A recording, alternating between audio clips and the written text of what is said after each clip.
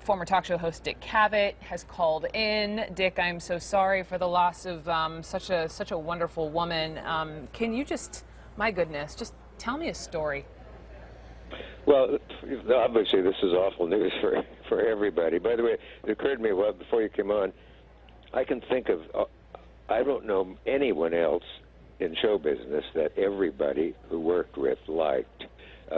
Believe me, that's a big thing, and I could name some who were loathed. But Mary was apparently ideal to work with. She was on my show a number of times. I knew her on stage and off, so to speak. I even knew her parents, and she was delightful in person, of course.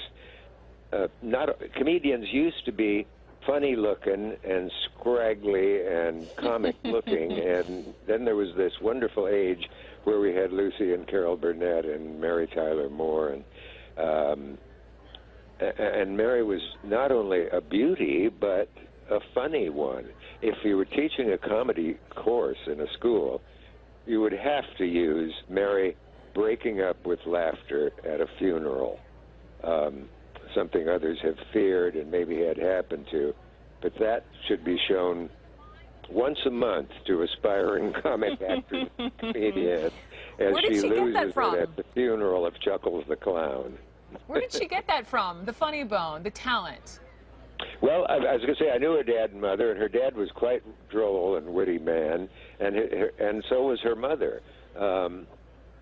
She certainly had the requisite line of a comic star: suffering, the diabetes, the son's suicide, the alcoholism running in her family, divorce, and through all of that, at the worst times, she was able to come out, slap on the makeup, and make people laugh, and then, as she said, go home and put my face in the pillow and try to get to sleep. Tell me, what about her last few years, Dick Cavett? What has she been up to?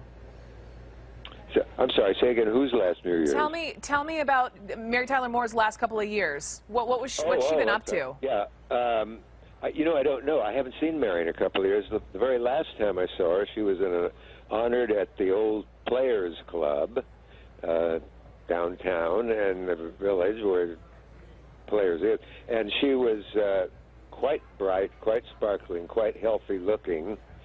She walked lamely, and I remember thinking, oh, I hope things aren't getting worse for Mary. And then, of course, there were those ghastly Enquirer stories, you know, the ones who every few weeks have somebody within 1 inch of death, whether it's Cher or Mary or whoever. Luckily, both of them outlived the 2 or 3 of those each. But she had she certainly was the epitome of star quality, and on the street people stopped and just went, "Oh, Mary, we love you." And I guess you could get tired of that, but not easily. She could do anything, obviously. She could act. And she said, once she said, people always say, gee, you're a comedian. How did you know you could also act? Well, every comedian can act. It's so much easier for them to act than it is certain actors. All comedy is acting, and she was just one of the best and could somehow magically turn off the funny Mary so as not to mar the serious film like Ordinary People that she did with Robert Redford.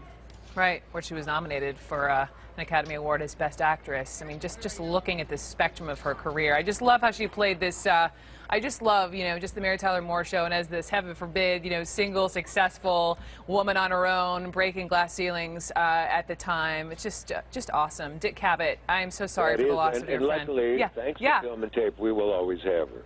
We will. Everyone knows the theme song. Iconic, iconic. Thank you so much, sir. I appreciate your time.